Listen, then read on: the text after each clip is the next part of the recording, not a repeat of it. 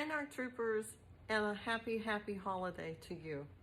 I'm coming to you from a Disney resort, and I want to talk to you for a moment about 2021 and what's coming 2022. I think that I've heard people say that when we hope for things, we're going to be disappointed. When we hope for things, invariably it doesn't work out the way we hope that it will. Thus, hope causes pain.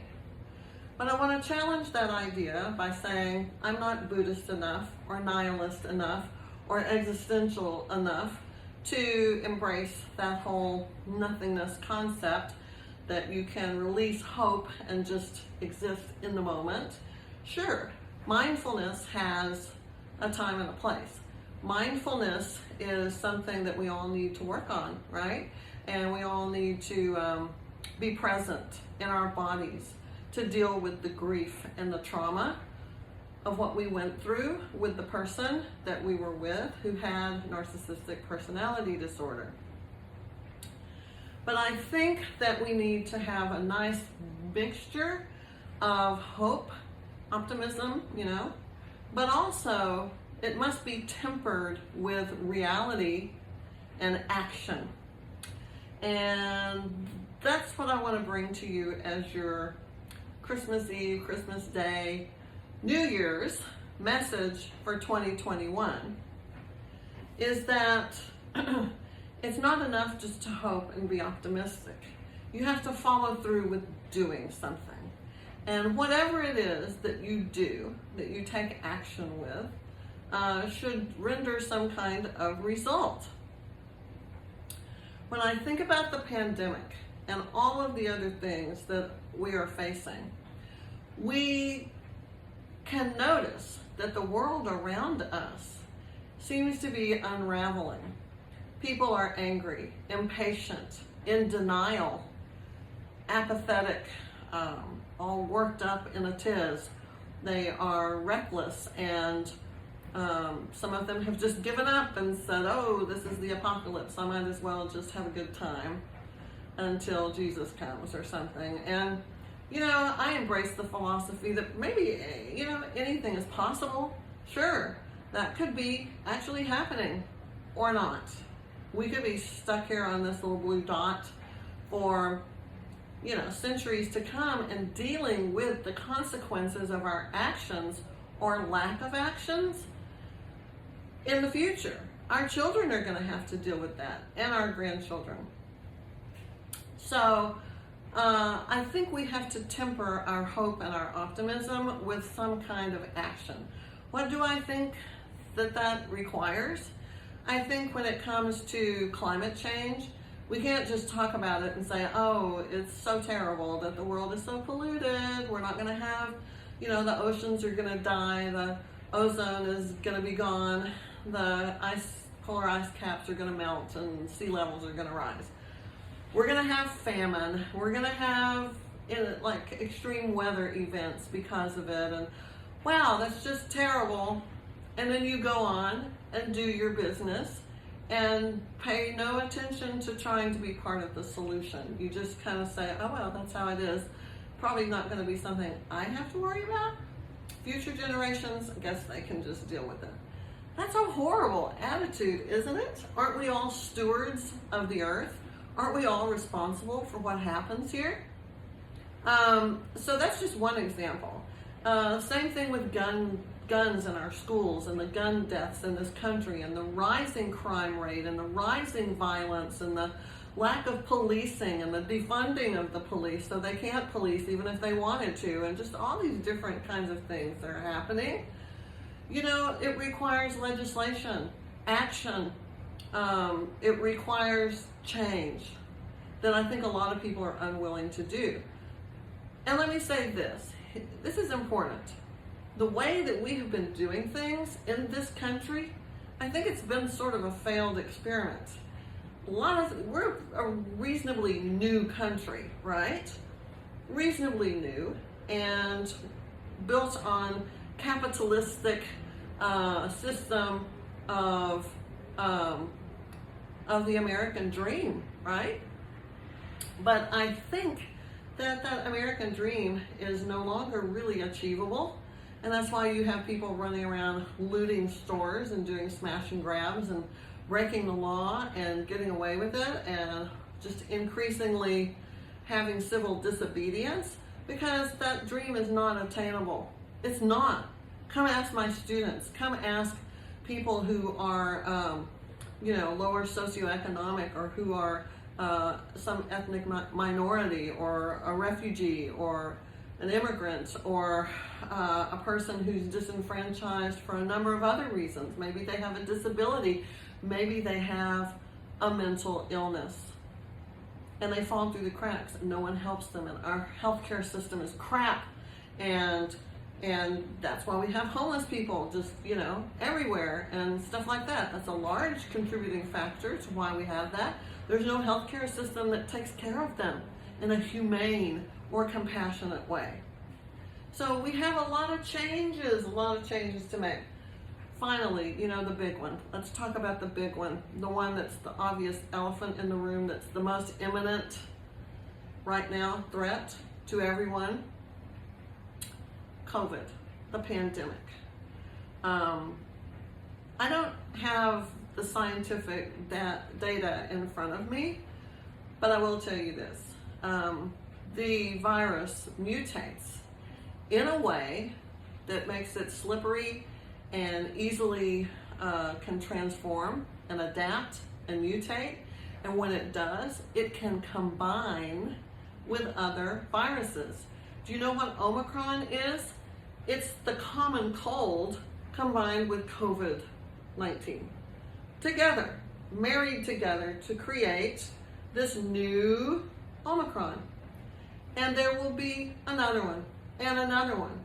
And it will combine. There's no reason to think that it won't, because that's what it does, is it combines with other, and it creates a new hybrid super bug. What happens when the virus does this combining thing? What happens when it does that with MERS? MERS, remember MERS? Something like a 30 or 40% death rate. Or with SARS, one of the worst ones that has the 20% death rate, mortality rate.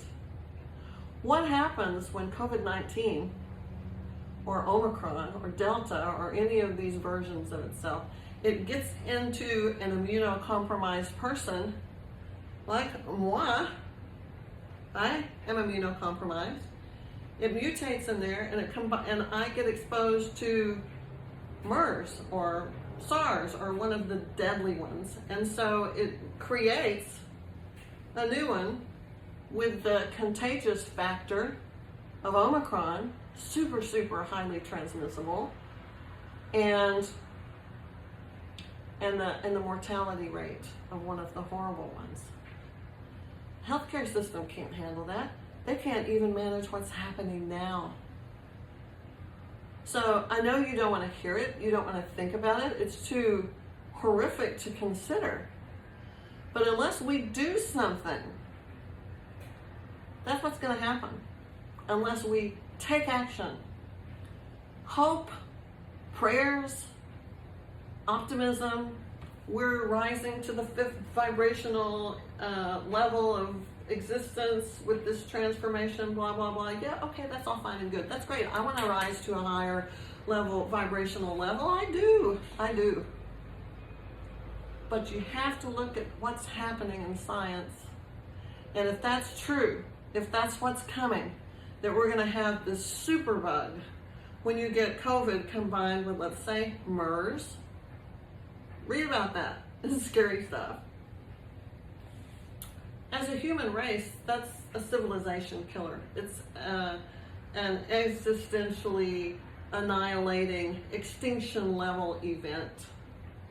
Why wouldn't that happen? The science indicates that it's just a matter of time. With each mutation, with each infection, we're one step closer to that. And once that has been let out of Pandora's box, we're not going to get it back in. Game over. So, I don't know. Problem solved. We have to do that? I think so. You know, it's like shut down the whole world. Shut it down. 3 weeks. 2 weeks maybe might do it. A month. Wouldn't take any longer than that for sure. So let's just go in the middle between 2 weeks and 4 and say for 3 weeks, everything closes. Everything shuts. Even banks. Hospitals can't take patients anyway. They're full and they don't have the staff to treat you. They're calling in National Guard. What did they know about nursing? How are they going to keep you alive? I mean, come on, we're already at that point. So let's just shut everything down. Post office, you know, everything. Post office is already. Anyway, shut it all down. Maybe the next step is try to get vaccinations and boosters in every human being on the planet, not just the rich ones or the white ones, but everyone. In that 3 weeks, make that the mission where every country mobilizes and gets out there and gets the job done. Then we might have a fighting chance. So my message this year, 2021, for the holidays, is good and bad. We survived loving a person who was psychologically disordered, who had a mental health disorder that rendered them not okay, so that they did things to us in the worst way possible that anything could be done to us. And we have survived that. I know we're all at different places. Some of you maybe are freshly out of that. Some of you could be 10 years out of that. But if you're listening to that, you're grappling with it. If you're listening to this, you're in the shit with that. Well, we got bigger problems, guys. We've got life and death problems. The problem you had with your narcissist was more of a, you know, emotionally dysregulating, identity crushing, destroying annihilation of a self and of a life and of trust and, you know, maybe the goodness of humanity or something, or the belief in yourself not to pick crazy people to fall in love with, or stuff like that, you know? But wherever we are on that recovery arc, we got more pressing problems right now. So maybe that will help some of us get our mind off of the intrusive thoughts and ruminations and flashbacks and triggers that are happening with that narcissist, and kind of switch our gaze over here where we have looming, impending, catastrophic event that is just, the clock is ticking. Tick, tick, tick, tick, tick, tick, tick. The clock's ticking. And maybe if we try to take action, press our weak leaders across the globe to actually do something. Demand it. Demand that the weak leaders in all of these countries throughout the world step up and understand you cannot be in denial, you cannot minimize this, you can't look the other way, you can't poo-poo it, you can't say, do you believe in COVID? What kind of question is that? Are you out of your mind? Do you believe in it? That's like saying, do you believe in cancer? Do you believe in diabetes? What kind of question is that? Yeah, it's real, and it's really killing people, and it's getting ready to do this. And then it won't matter if cluster tornadoes blow you away, or floods and mudslides wash you away, or earthquakes open up the earth and swallow you up. None of that will matter if we all succumb to a super virus that is created from this virus right now that is raging all over the world. Sooner or later, it's going to combine with something. Well, imagine the worst case scenario, and there we are. So, troopers, my NARC, Narcissistic Abuse Recovery Collaborators, troopers, I want to get real with you. We need to heal and recover from what happened to us, yes. We need to grieve it, feel it, accept it, release it, and then put our attention on the life and death matters that face us in 2022. Because that's what we're facing. And that's what we need to do, is take action on that. Maybe if we save the world, the narcissist will sort of fade away and they won't matter quite so much. It's just one person who did these things to you.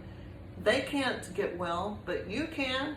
And maybe if you help save the world, literally, it will give you that push up and over the hurdle that is narcissistic abuse recovery. And you'll be where you need to be, and we'll all live to tell about it.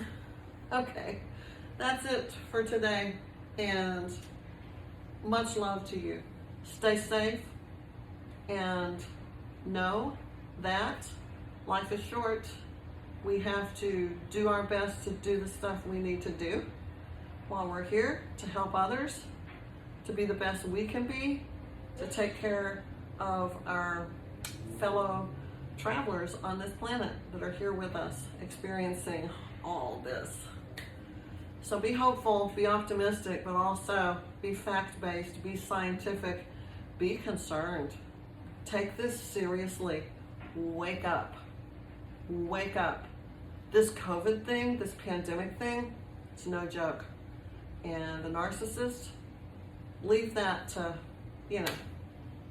they will, that's going to be what it's going to be. It's not your job to fix them. It's not your job to punish them. It's not your job to do anything except remember what they are and just let it go and focus on the things that, might actually kill us. Okay. Much love, everybody. Bye-bye.